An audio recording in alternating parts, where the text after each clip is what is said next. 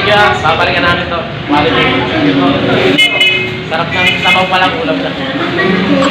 Thank you.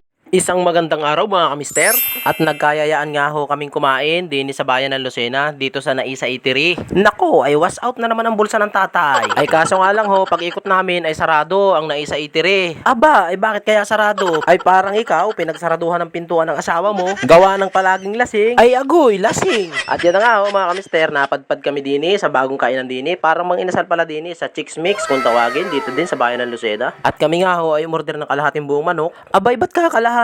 Katipid naman. At dini nga ho mga kamister ay only rice din. Aba, ay ba't nga naman kami nakapagdala pa ng isang kalderong kanin? Kung only rice naman nga din ay baka nga ho kulangin ang kanin. Kulangin? At yan nga ho mga kamister, agad kung tinikman ang sabaw, aba ay talagang lasang guto. Wow, guto! Guto sa puso mo, ganun ba gayon? At yun nga ho mga kamister, nagpaalam ako dun sa isang crew kung pwedeng i-public push ang kanilang business. Business!